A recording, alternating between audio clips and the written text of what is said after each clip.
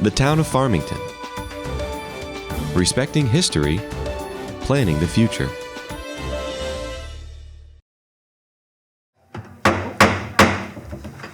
It is now 7 o'clock.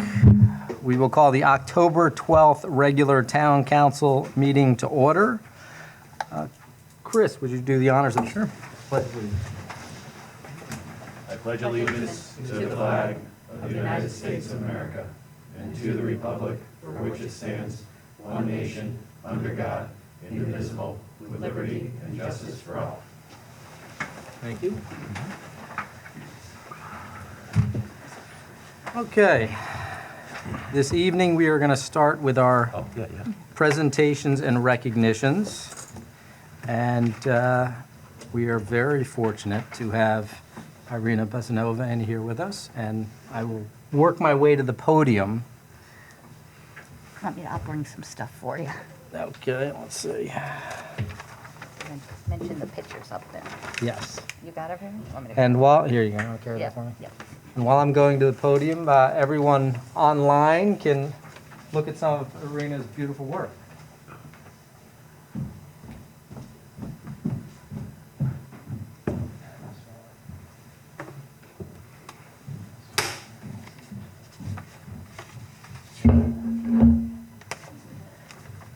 Would you like to come up?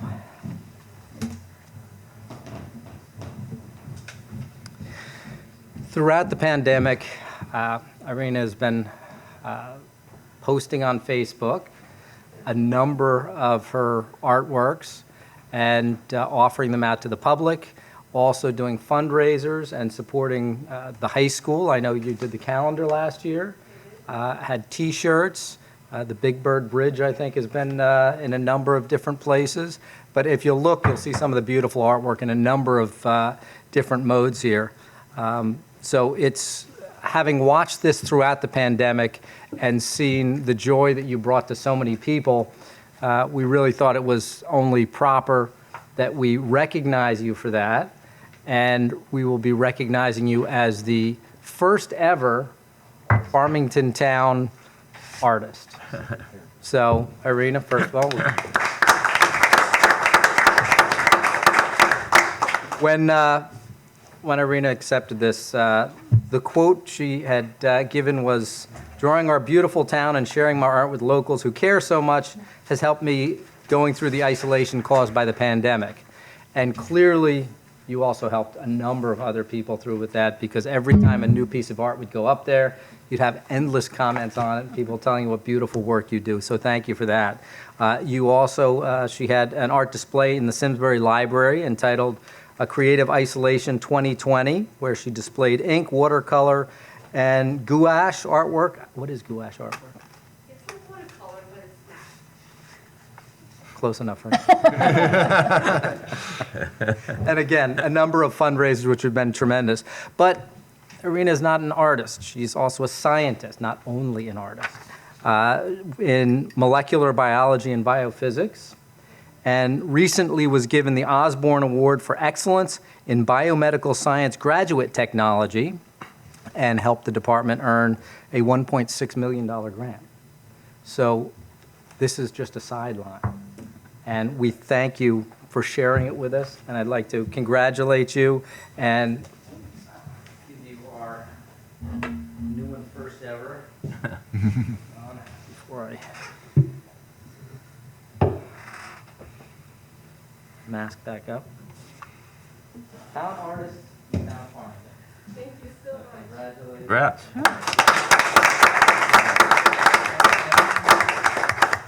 Also, we are going to give you the Farmington face mask, and wear with pride, and our Farmington baseball cap. Oh, this is wonderful. Thank you. Thank you so much. Thank you. I just want to say Please, here, right up here.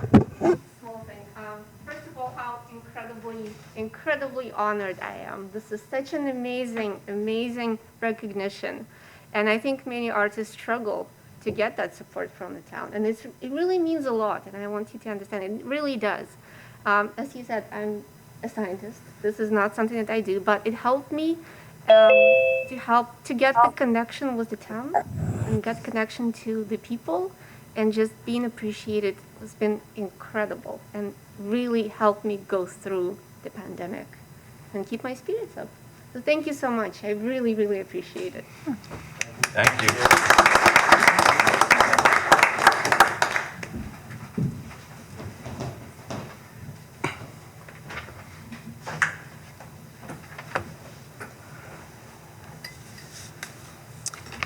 Okay, our next presentation is the Anti-Semitism in the United States by Mira Siegel of the American Jewish Committee. And Jay, do we have you online?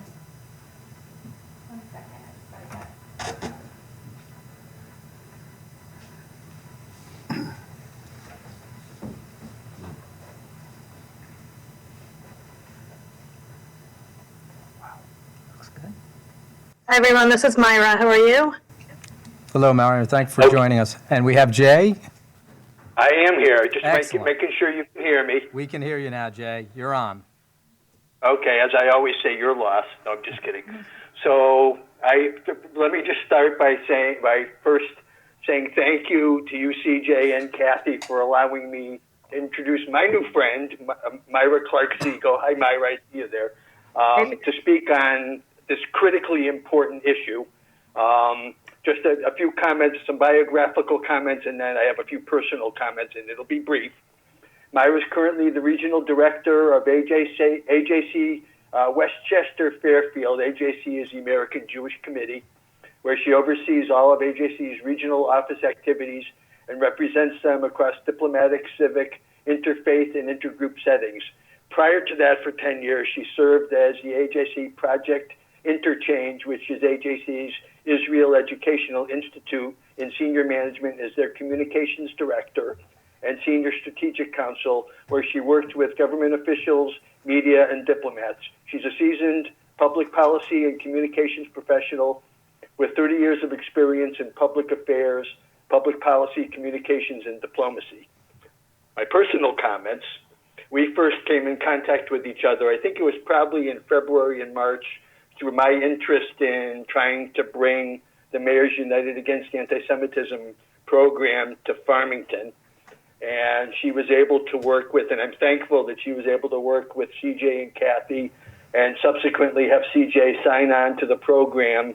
I think it was in April or May, it was, but somewhere in the early spring, to join over 600 community leaders throughout the United States, and a number of community leaders in Connecticut. And actually, I think CJ might have been one of the first ones.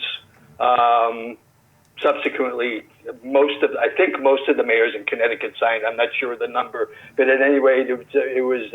I'm very thankful that you guys signed on and joined what I consider, a very valuable effort, in support of anti-Semitism, which, as many of you probably know, is something that I'm very passionate about.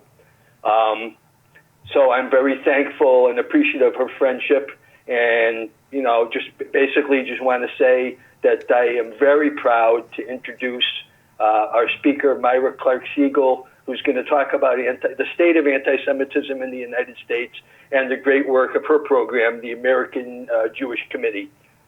Thank you, Myra, for being here, and welcome to Farmington virtually. Thank you, Jay. Thank you, CJ, and thank you to all of you for this opportunity to speak with you all this evening, albeit virtually, and I look forward to the opportunity when we can join together in person. As Jay said, my name is Mira Siegel, and I am the Regional Director for AJC, the American Jewish Committee, Westchester Fairfield, though our name is not entirely accurate because we actually work throughout Connecticut with opinion leaders and decision makers throughout Connecticut on issues of importance.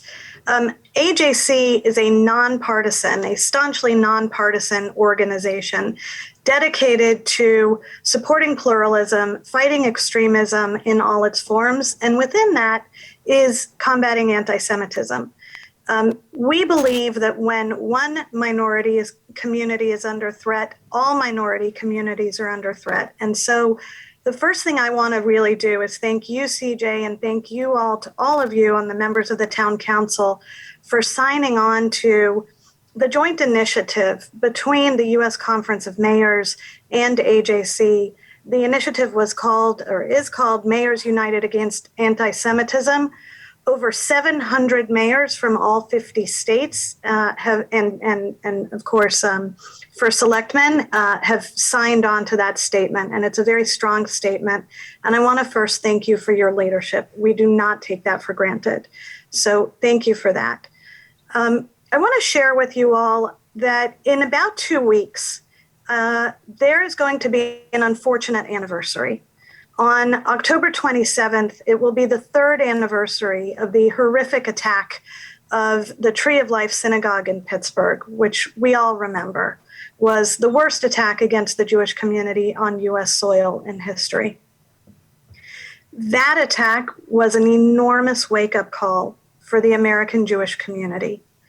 And we at AJC wanted to assess where the American Jewish community was feeling and what the general population here in the US was feeling. And were there similarities, were there disparities in terms of the safety of the American Jewish community here in the United States? We undertook a survey both in 2019 and in 2020, and we are about to release for that 3rd anniversary the findings of the 2021 survey on attitudes on anti-Semitism. I could stand here and share a lot of data with you all and a lot of slides, but what I'd like to do is be very mindful of your time. And I'd be happy to send follow-up information to you afterwards. But I want to share a couple of things that may surprise you, because as long as I have worked in this area, the numbers were shocking to me, because this was a national survey. And yet we found that over 50% of the American public is unfamiliar with the term anti-Semitism. We're talking about the United States in 2021. We're not talking about Toulouse. We're not talking about Berlin. We're not talking about Paris. And we're not talking about 1933. We are talking about the United States of America in 2021. And it's particularly troubling when you look at the FBI data, which shows that unfortunately, and no one wants to have these numbers, but unfortunately, when it comes to hate crimes, the Black community is the most attacked in terms of hate crimes, with over 60% of hate crimes being against the Black community. The Jewish community is the unfortunate recipient of the most anti-religious hate crimes, with 60% of all religious-based hate crimes against the Jewish community. And that is particularly troubling when you think about the fact that the Jewish population in the United States is roughly 2% of the population, and here in Connecticut, roughly 3.5%. So there is a major discrepancy here. Again, I'd be happy to probe all of this and share more data with you and more details, but there's something that you all can still do. And this is what I'd like to speak to you about tonight for a moment. Again, I want to thank you for signing on to the Mayors United Against Anti-Semitism statement. There is a core definition that has been adopted by over 30 countries and municipalities throughout the United States. It is called the International Holocaust Remembrance Alliance definition. It is, if you will, the gold standard of the anti-Semitism definition. And I would be willing and happy to work with you all if that is something that you all would be consider adopting. It is not legally binding in any way, shape, or form. It is simply by adopting it, whether it's by a vote of the town council or by some other mechanism, it is a way of saying there is no room for hatred in Farmington. So this is an important step. There are leaders here in the United States that have adopted this, and this is something that would be a very strong statement for everyone within Farmington to know in terms of the leadership of Farmington, that there is really a very progressive community, and I use progressive in a very broad term. AJC is nonpartisan, but in terms of celebrating the diversity of all of our constituents. So I'll stop here, see if you all have any questions. If there's any information that I can provide to you, I certainly would be happy to do so. Thank you, Myra, for the presentation, and it was our honor to be involved early on, and thank you to Jay, who brought it to our attention.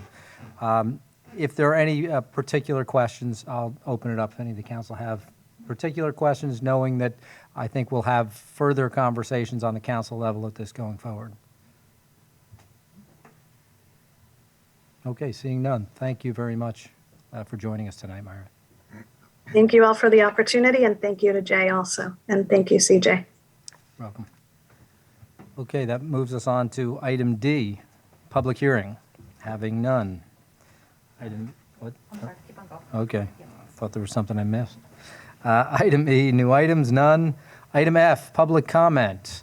We will first ask the members of our public here if they have any comment. They're welcome to come to the podium, state their name and address, and try and keep your comments fairly brief in respect to others here and online. And then we will go online if anyone has questions from our online audience. So, is there anyone here in the room who would like to speak? Okay, seeing none. Anna, do we have anyone online with any comments? Okay. Quiet night tonight.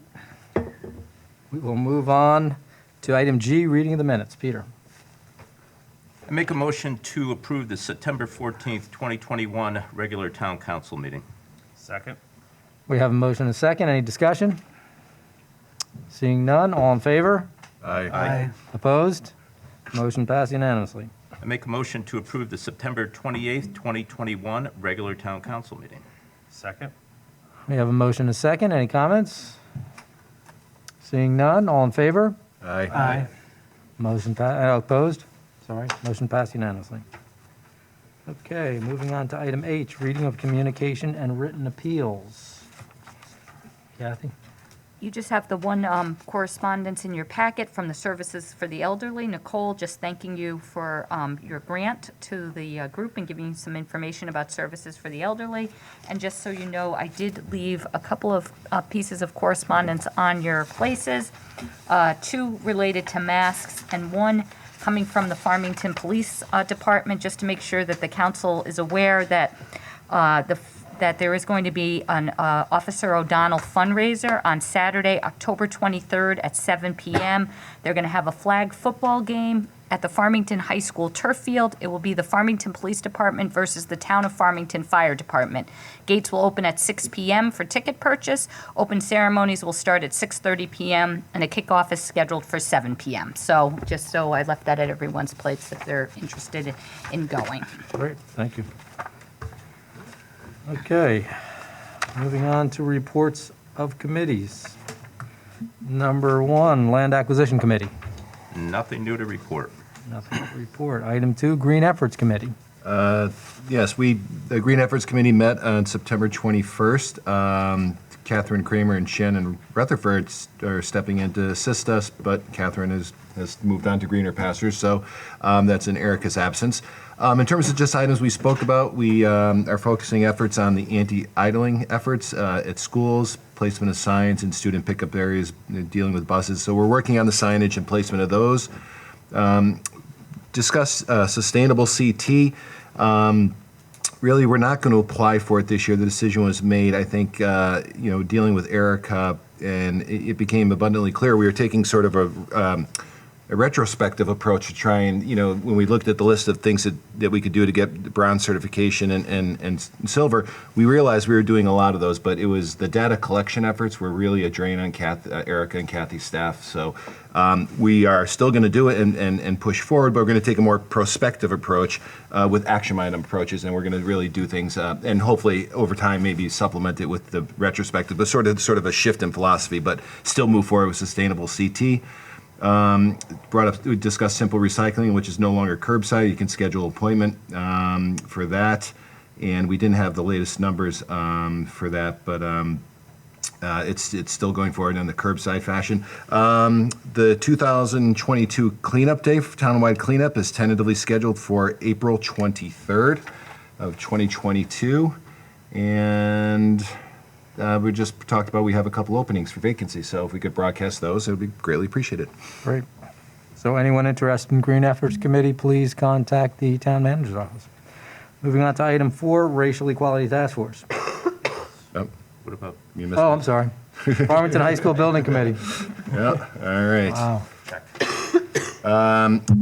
Since our last meeting, I believe our building committee has met twice. First on September 22nd, which was just an intensive evening of meetings where we interviewed the 4 prospective candidates that we selected from the submissions for a construction manager. After hearing the presentations and interviewing and asking questions, the building committee selected O&G Industries for the construction manager position. And then on this past Wednesday, the building committee also met and introduced O&G and then reviewed the progress on sort of our high-level roadmap, discussed implementation of our design working group, and just next steps for the professional partnership subcommittee to draft a RFQ for a commissioning agent. Our next meeting has been canceled, so we'll meet 2 weeks after that. Excellent. Thank you, Chris. Now I'm going to move on past Chris to the Racial Equality Task Force. Are you sure? So, we were going to be hosting Enhancing the Customer Experience by Preventing Implicit Bias. This would be October 20th. We have 2 sessions, 9 to 1 or 1 to 3 p.m. It's going to be held at Farmington Gardens, 99 Farmington Avenue. This is free of charge. We have presenters Dr. Ophelia Rowe Allen and Carrie Robinson. And the learning objectives or outcomes are looking for participants to understand the difference between a trait and a behavior and how behaviors are assigned to certain traits. Participants will recognize the difference between stereotypes and prejudice and how they affect interactions with customers. And participants will understand how they connect their traits, behavior, interaction with customers, and develop proper intervention techniques. And this will be hosted with the Racial Equality Task Force and the Farmington Police Department. Excellent. Thank you. Okay, item 5, the American Rescue Plan Act Ad Hoc Committee. And I will give that report. We just had our first meeting this evening at 6 p.m. Basically, we were reviewing what the charge of the committee is, and we were setting plans going forward and looking at prospective uses for these funds and helping define what the government's listing of what the funds are, what we can and cannot use them for. Is there anything, Brian or Joe, you'd like to add to that? Okay, Kathy? Just that our next meeting is going to be before the next town council meeting in October, in November. November 9th, I was getting to that. Oh, I'm sorry. Anything else? Anything else but the date? Yes, to that say. was it. That's what I meant to say. Okay. Moving on to the reports of the council chair and liaisons. We will start with the council chair. That is me for the moment. Okay, in a little while, we'll be listening to the town manager report, which will go over our strategic plan and what we've accomplished and been through this year. And when you're listening to that report, keep in mind these past 2 years, starting March of 2020, things kind of changed drastically. So in addition to everything on that strategic plan, the town manager's office was kind of rewriting the book on how the town runs in general. So it's a very impressive list of accomplishments in any 2-year period, but even more so with what we had faced. There are, you just heard events going on with the Racial Equality Task Force. They gave a great presentation. We'll talk about the event they're going to have on October 20th. So keep that in mind. The numbers of COVID recently within the state have been getting better, which is an improvement. We're still on Zoom and expect to be that way going into the near future. And I would remind everyone before our next meeting will be Election Day, November 2nd. For the referendum, we had about a 35% turnout. So hopefully we can see that and better coming into our municipal elections. I also want to mention our boards and commissions book, which you can find on our website under government with boards and commissions, because we do have some openings. Chris mentioned the Green Efforts Committee for any veterans. We have a couple of positions open on the Veterans Memorial Committee. Unionville Historic has an opening.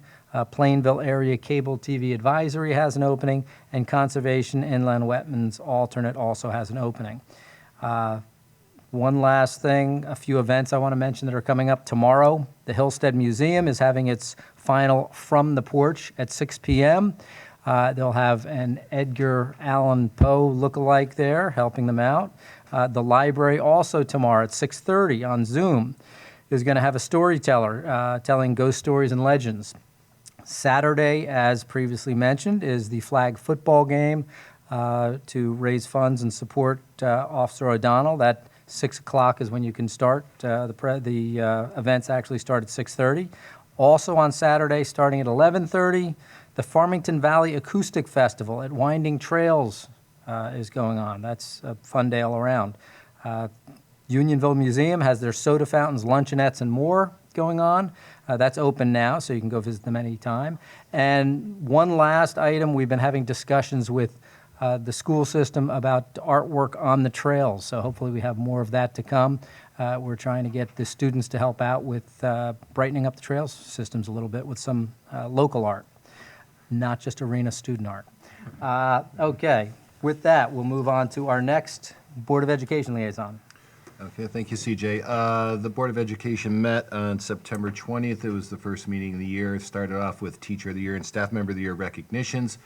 Unlike tonight, public comment at that meeting was quite spirited, addressing masking issues most frequently. They introduced the new security resource officers, and Kathy agreed to provide her opening report, which addressed transportation challenges. I think everybody's pretty much aware of, if you watch the news, that busing companies are experiencing quite a few challenges in staffing.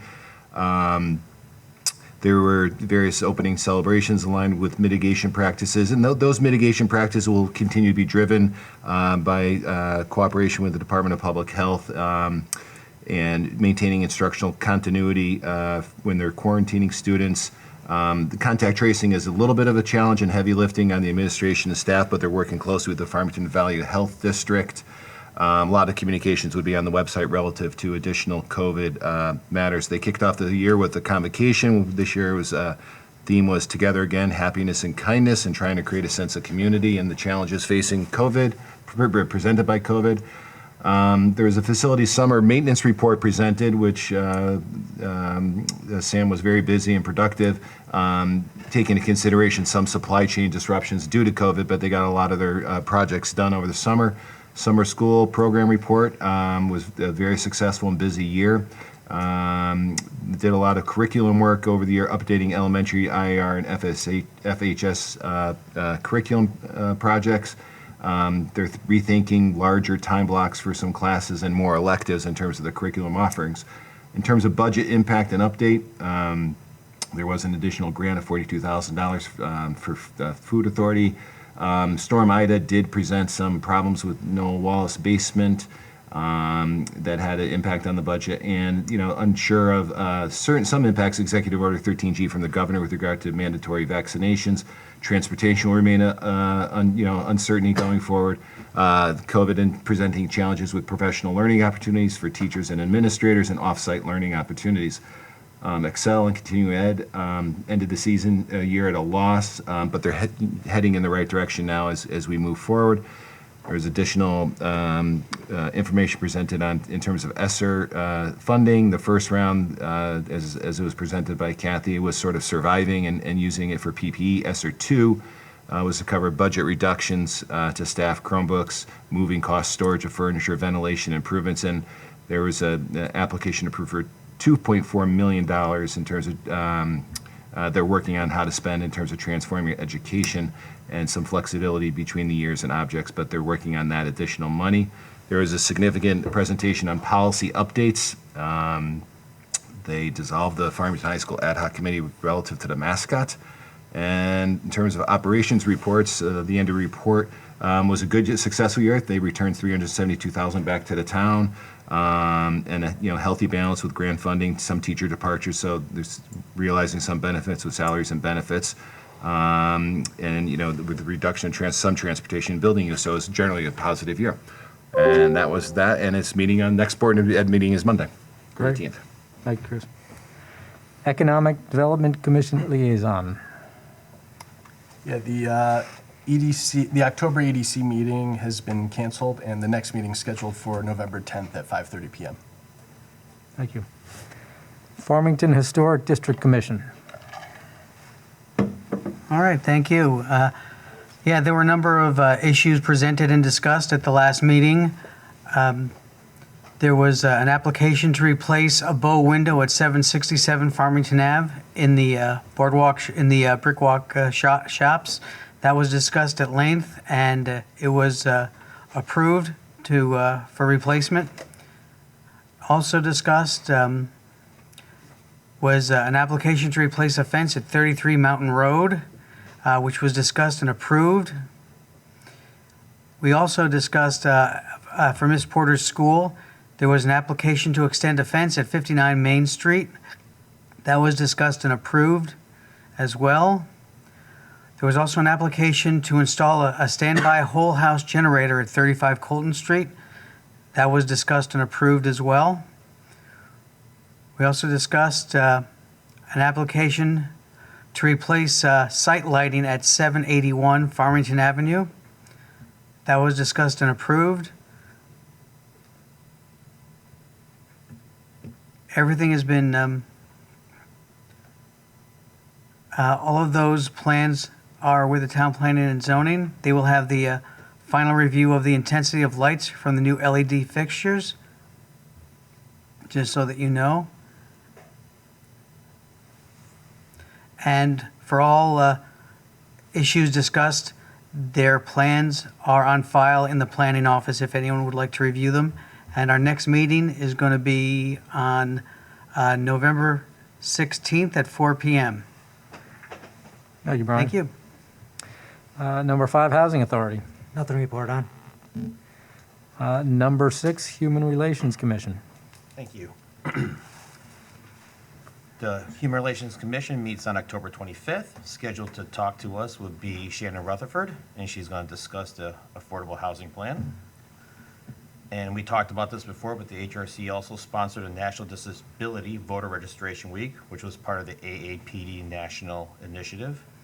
That was held at New Horizons on September 15th. Nancy Parent created a video that we encourage all the town council to view and everybody else out there. You can see that video at the HRC website. And the HRC will be participating in the second meeting of the statewide HRC Forum Network on October 28th. There are reps from 12 different HRCs throughout the Connecticut that meet there in June. And we plan to meet there quarterly. Thank you. Excellent. Thank you, Joe. Library Board. Nothing to report on. Okay.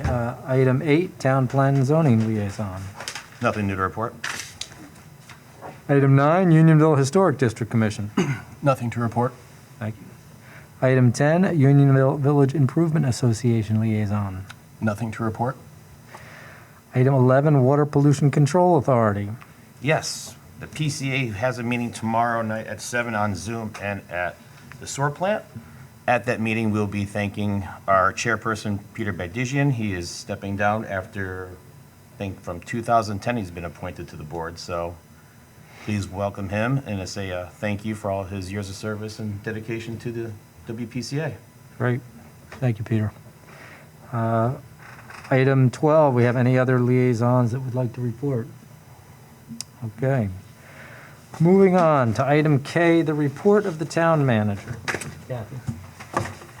Good evening. You have my quarterly reports, and if you have any questions on those, I'll be more than happy to answer them. But just a few other items. We did became a heart-safe community again, so congratulations to Steve and the fire department. And also, just as you saw in the written report, that we did have a personnel update as Catherine Kramer, our town planner, it will be returning to New York City. She was recruited by a large firm. And Shannon Rutherford will be promoted to town planner. Shannon is a Farmington resident, has been with the town as the assistant town planner since 2015.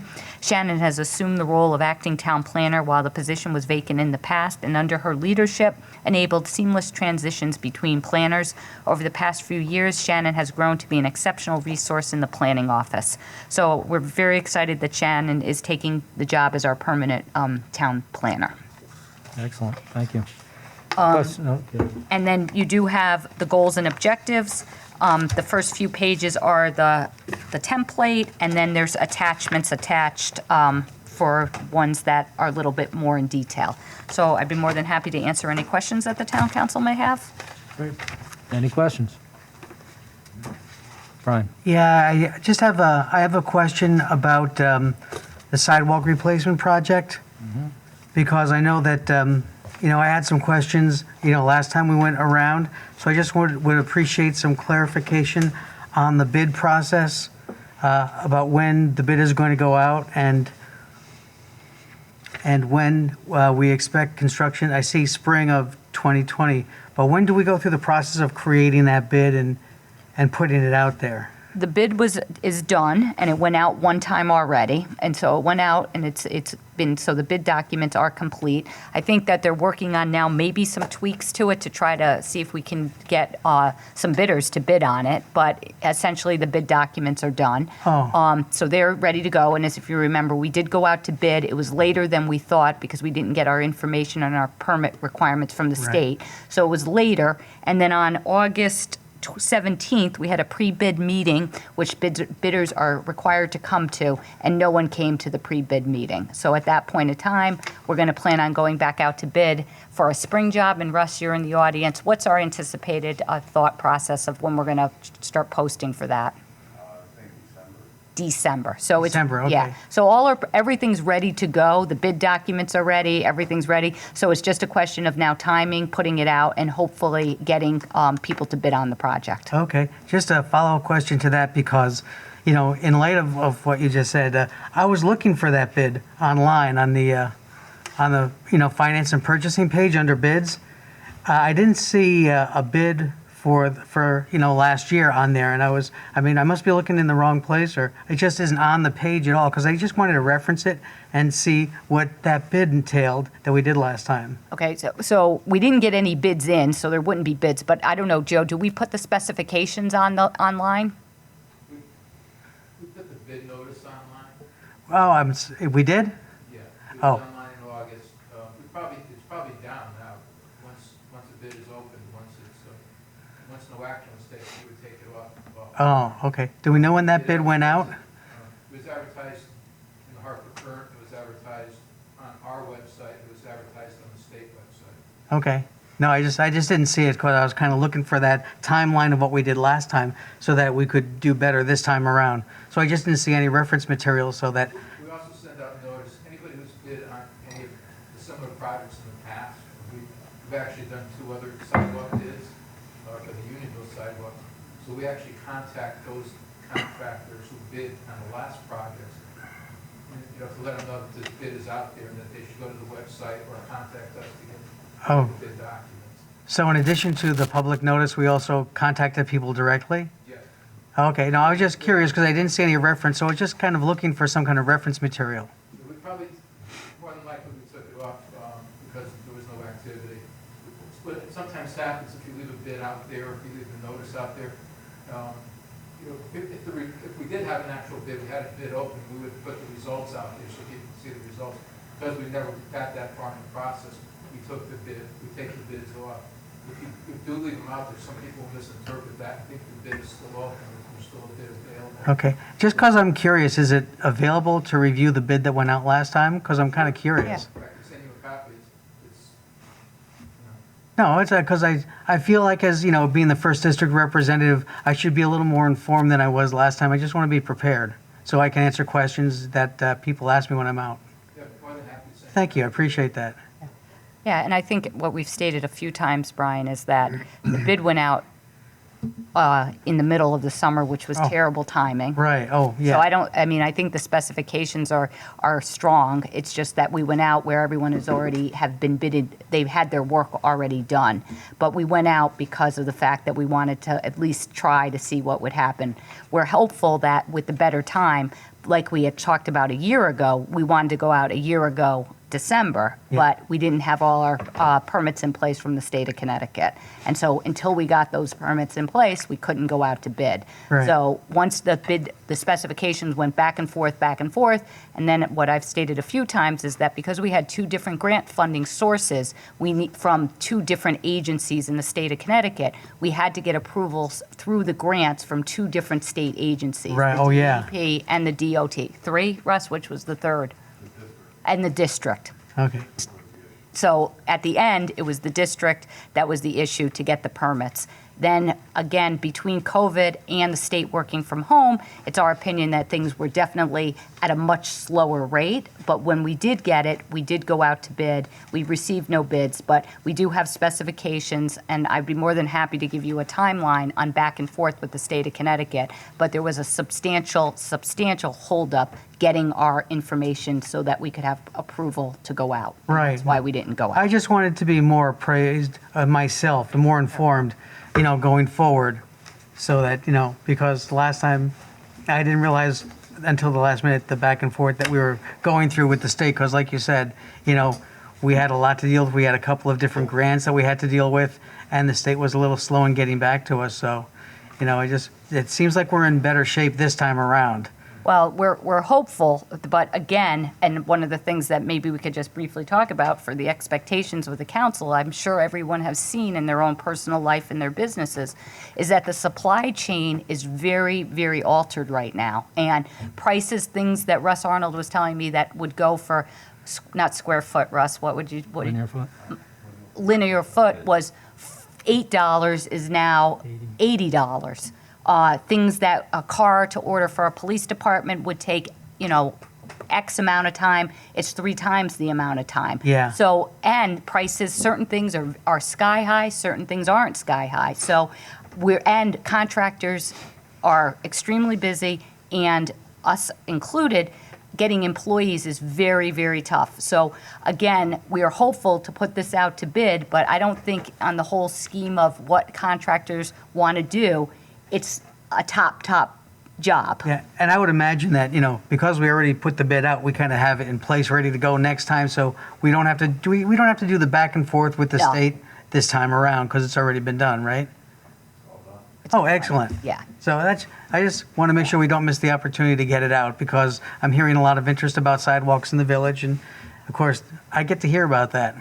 Yeah, but again, we're splitting hairs a little bit, but it's not about us not getting the bid out. No, It's no. that we just didn't have the information from the state, so we couldn't get the bid out. So we have the bid ready to go, and we've had it ready to go. It's just, and so we're hopeful that it goes out in the winter, we get bids back, and then we can start the process, which in theory will work better for us because it will be during the summer months, and that's when we want with the kids at Miss Porter's and things like that, because it's Yeah. obviously a sidewalk project. No, I get that. I just want to make sure that it gets out this time. Yep. That's all.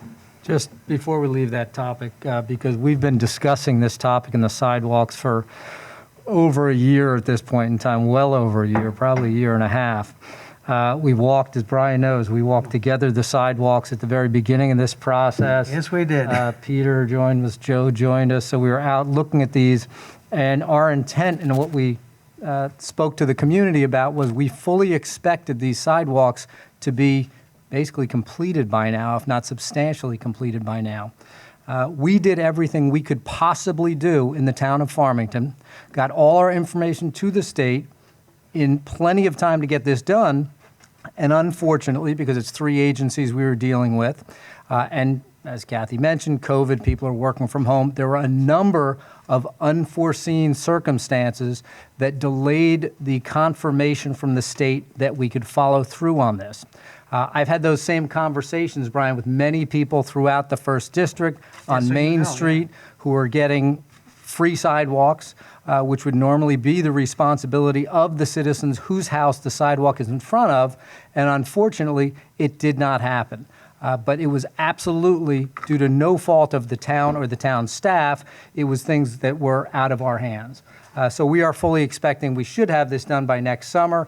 Let's hope nothing else unforeseen or unexpected happens in the meantime. Absolutely. Any other questions on Kathy's report? Yes, Ed. Yeah, I have a question on a different topic. Or was it this topic? No. Okay, go ahead, Ed. Go ahead, Ed. Yeah, I have a question on a different topic. It's in your quarterly report, Kathy. Goal 24, the skateboard park. Oh, yeah. I was reading a little bit about that and how a committee has been established by Nancy Parent. And there was a couple of residents during the budget process that wrote in favor of the skateboard park, and I know they want the opportunity to share their ideas and recommendations with the committee, and I read that there's going to be a public forum in the future. Do we know when that's going to be? No, we don't know exactly when that form is going to be, but I know that Nancy and her staff does have somewhat of a pulse of people that have been interested in the skateboard park. And so, but if you happen to have those names, I do. Why don't you give them? Because they are definitely going to have like subcommittees kind of trying to work, and they want to get as much information as possible. And they just started the planning stage, but then they're definitely, I think the thought is that once they get as much input and anyone that has some interest, they're going to design the plans and then go down to Tungus Mead and have the meeting down there and have people come down and look at the park and look to make sure. But I think what they wanted to do kind of move the process forward is kind of come up with a plan with input from people, stakeholders, and then bring the plan out and then hopefully cross our fingers that people in general like what the plan is. So if you have those names, definitely give them to me because I know that they're reaching out to people to help them kind of pick the different components and all the different things that go with it. That's fantastic. Yeah, I'll be sure to send Okay, those names. great. Yep. Thank you. Ed, you might just want to mention them, Nancy Parent, so they know who they'd be reaching out to, too. To Nancy Parent, yes. Yeah. Which wouldn't be bad. Yep. Great. You're not going to use the skateboard park, are you? We'll see.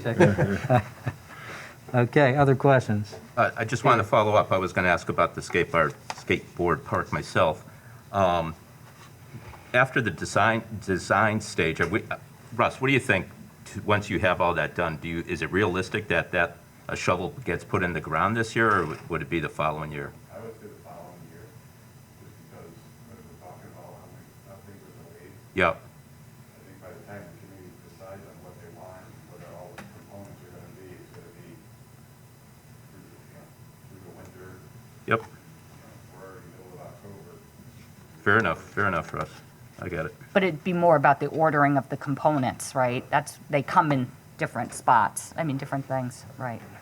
But It's not going to look like one of those Olympic skateboard parks, is it? I don't know. We Good. hope. We hope. Good. Other questions or comments for the town manager's report?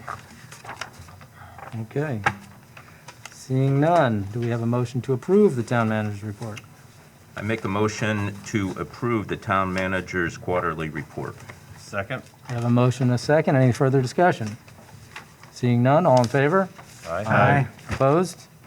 Motion passes unanimously. Moving on to item L, appointments. Do we have any appointments? I think, No. no, but, Busy? the number 14. Yes, okay. And that's, Paula, correct me, that's the name that you want to be inserted, right? That's correct. So, Who am I, number 14. And I don't know if it's a Mr. or a Mrs. I make a motion to appoint a sub-registrar for the town of Farmington, Weinstein. Zachary David Zimmerman. Pardon? Oh, you know what? Hold in the on, motion. hold on. I- Okay, here we go. Okay, All right, that's why I there was a we little go. thrown off. Okay, there you go. All right, Thank there we you. go. All right. Take two. Okay. Okay, agenda item L14, I make a motion that Zachary David Zimmerman be appointed as sub-registrar for the town of Farmington for the balance of a 4-year term beginning October 28th, 2021 and ending January 3rd, 2022. Second? We have a motion and a second. Any discussion? Ed? Yeah, could someone just give maybe a couple sentences background? Well, what this is, it's not that kind of appointment. Okay. At the beginning of the term of the town clerk, you appoint sub-registers for the town. And they're funeral directors, they're not volunteers. So that when the town clerk's office is closed, the sub-registrar for your town can issue a burial permit. Okay?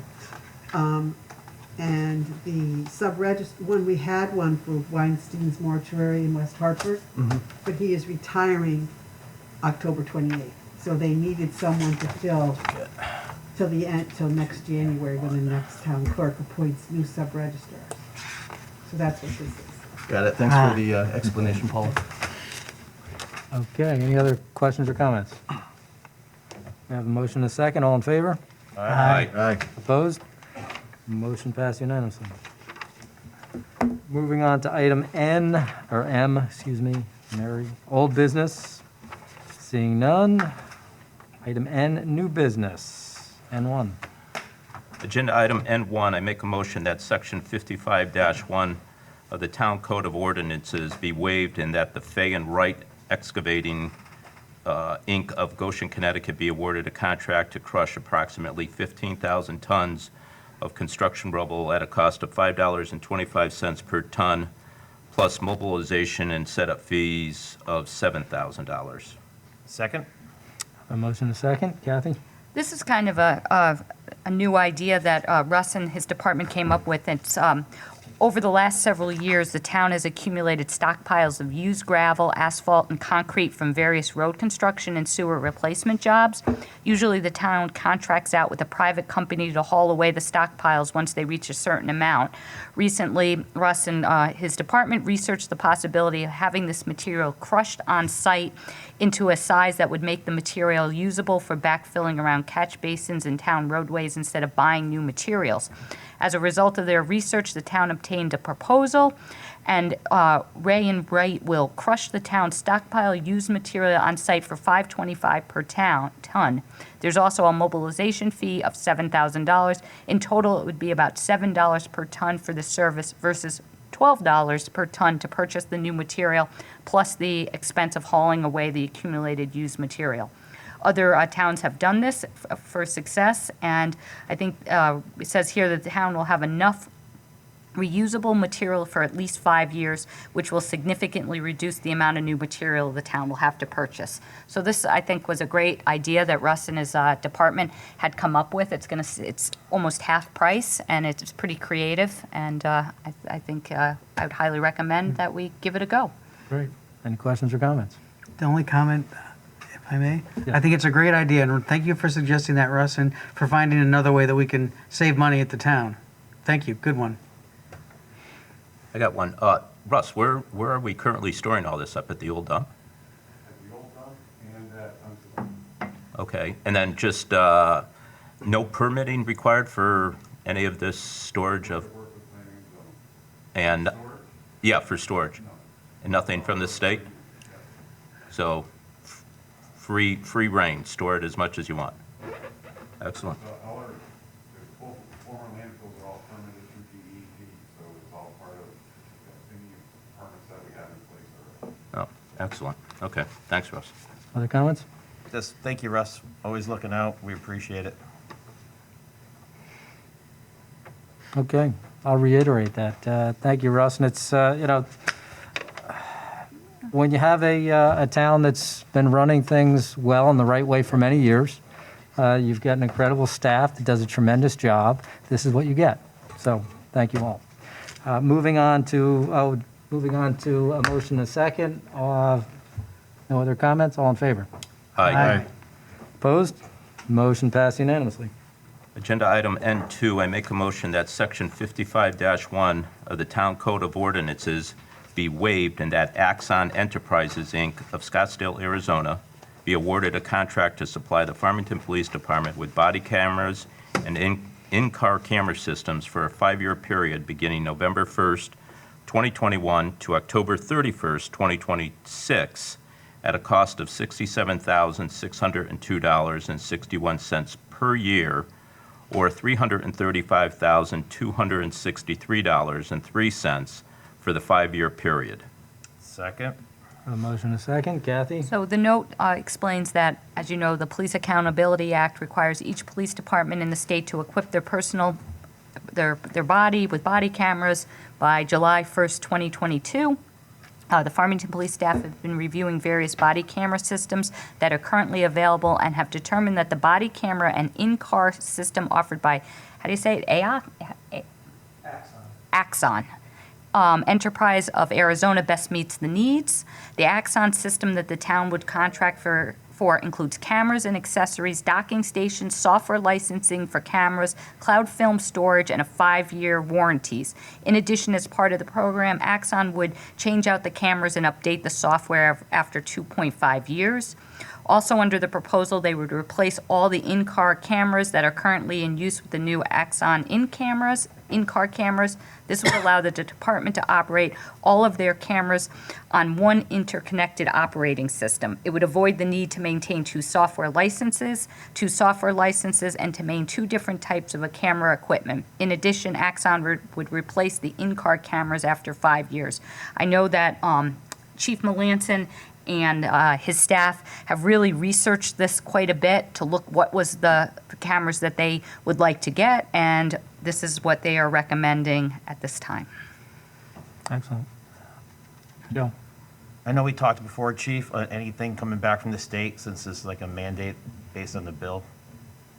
So once we buy them, then we submit to the state in approximately 30%.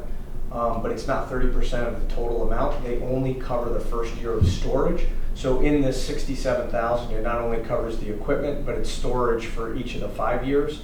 The state is very familiar with this program of the 5-year because that's what every police department, I think if you saw the news last week, Hartford just implemented this same exact Axon system. And so the reimbursement from the state will be up to 30%, but not of the whole 335.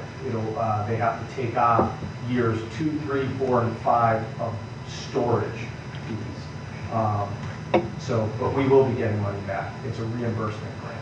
So basically 30% of 60-something thousand. Yes. More than that, I'm sorry. So because built into this is the equipment is paid for through the years, and then they give new body cams in 2.5 years. And that is all included in this price. So I would say of this amount, probably about $250,000 will get 30% back. Okay, and obviously there's still ongoing talks with the stuff.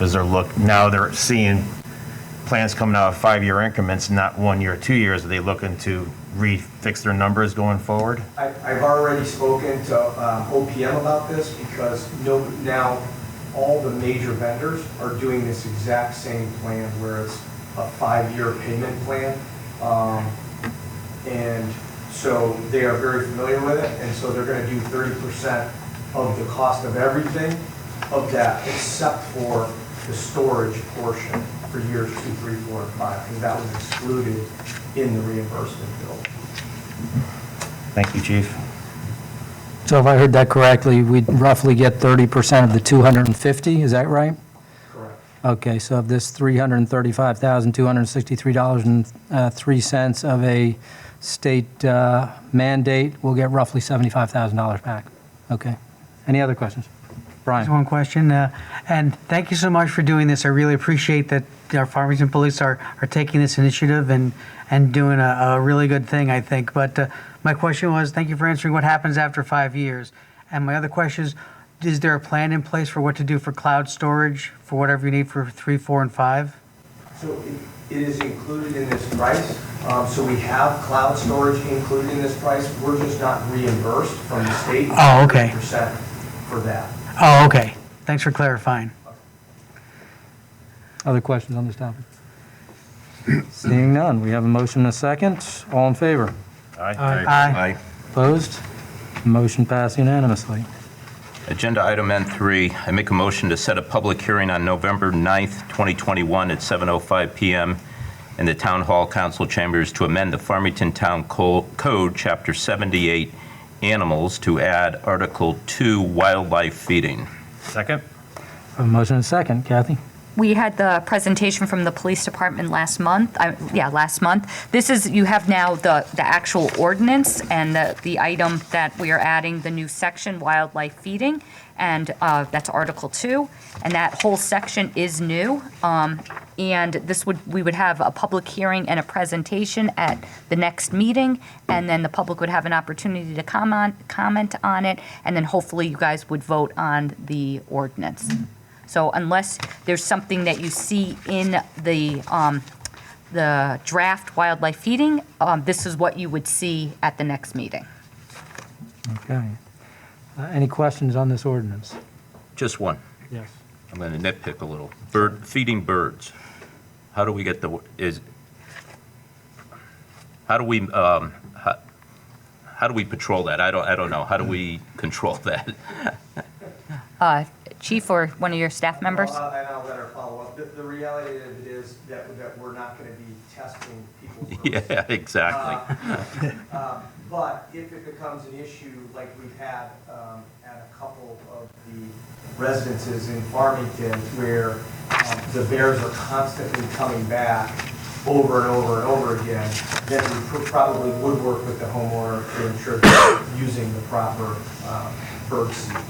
So we will not be going around checking people's bird feeders. And like I had said, this is really a reactive type of ordinance. In other words, we get complaints of bears constantly in a certain area, and that's when we then go try and work with the homeowner. And some homeowners refuse to do that and actually put the bird seed, as you saw, they'll put it on picnic tables, or they'll spread their whole backyard full of it to get the bears to come and eat. And that's where we just need some tool to be able to convince those homeowners, because right now there's no ordinance against it, that it's not the right thing to do. Thanks, Chief. Other questions? I'm glad, because I had the same question, and I like that you put in the options of 2 types of seed that you can use that don't attract bears. So we're not saying you can't feed them. It's really more an issue of communicating the proper information. We're not saying don't feed birds. We're saying let's feed them properly so that we don't attract bears. That's what it does. And seasonality is always nice to let people know about when the bears are at their hungriest and looking for that little extra food. Any other questions, comments? Okay, seeing none. I have a motion and a second. All in favor? Aye. Opposed? Motion passed unanimously. Item 4. Agenda item N4, I make a motion to approve the attached fire station comprehensive building project statement of needs and to appoint a fire station building committee with the following voting members. So, We have a motion and a second. Kathy? Okay. So here is a motion to establish our Fire Station Comprehensive Building Committee. This was what I thought potentially could be the makeup, would be the town council member, 2 town council members, one which would be the chairperson. We'd have a member from East Farmington, and Tunxus Hose, and then 1 member from the 1st District, 1 member from the 2nd, myself, Steve Hoffman, and potentially a clerk that would, clerk of the committee. And then the second part would be to approve the following charge of the Fire Station Building Committee. So you can see this is pretty straightforward. What I did was doing part 1 is that the committee would review the statement of needs, which is attached, which we went over at the last meeting. The 2004 facility study and the 2018 fire station location and deployment study. And these reports do include conceptual designs and cost estimates, but obviously the cost estimates were back from 2014 and 2018. That once the review is complete, the committee would make recommendations to the town council on a comprehensive building project, and the committee would obtain an updated preliminary cost estimate based on the selection.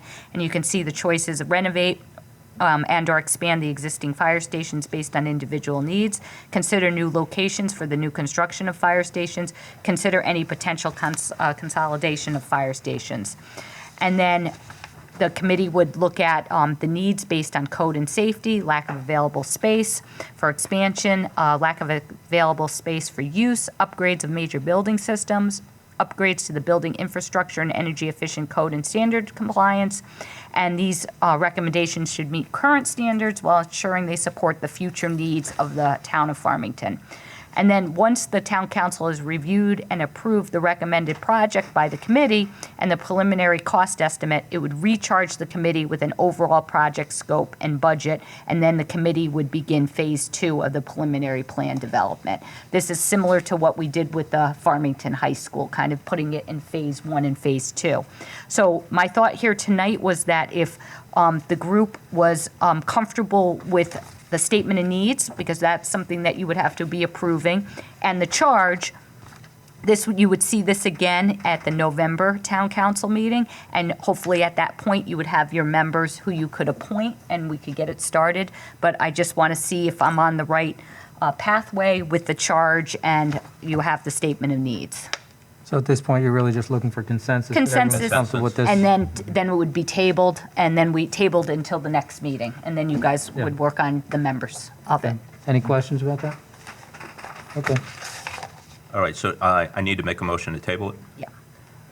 I make a motion to table agenda item N4 Second?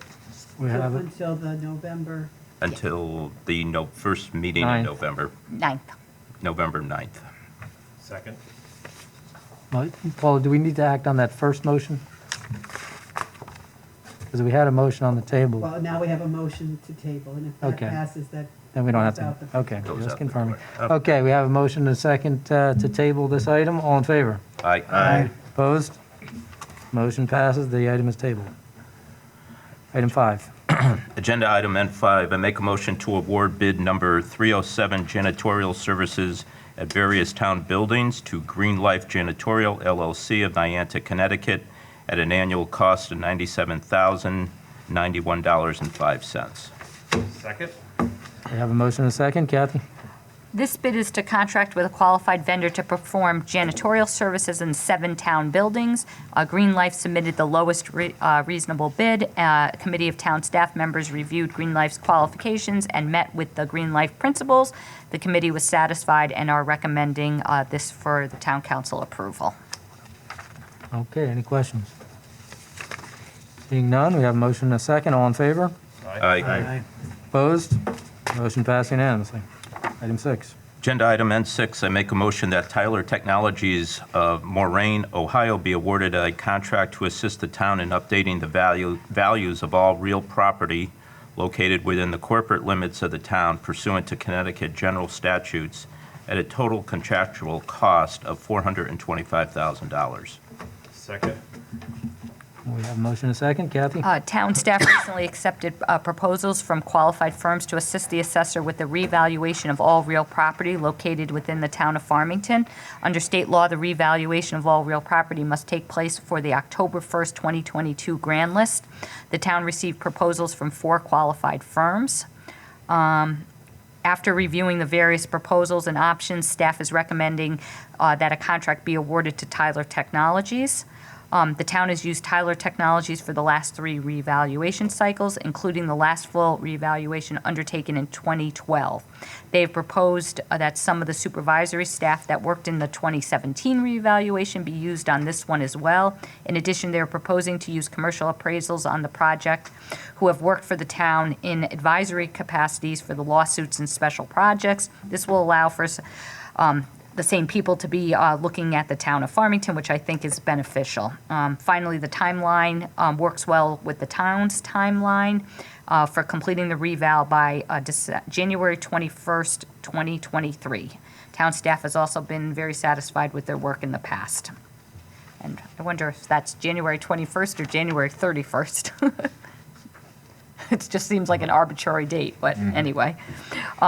So funds for the first half of the project are included in the capital budget with funding for the second half proposed in next year's. Any questions?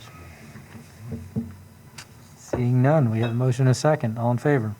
Aye. Opposed? Motion passed unanimously. Item 7. Agenda item N7, I make a motion that the following unobligated capital improvement project balances be transferred to the accounts listed below for the purpose of closing out various inactive CIP accounts and covering shortfalls and other capital improvement project accounts. Second. Motion and a second. Kathy? So you can see that there's 4 projects that, for a total of $142,282, would be used to pay for some other projects that had shortfalls. And you can see that the school projects match the school projects, and then the police, there's town projects. So it's just moving money to pay for some of the projects that went over, and we're using the money, that projects that were under. All right. Questions? Seeing none, have a motion and a second. All in favor? Aye. Opposed? Motion passed unanimously. Number 8.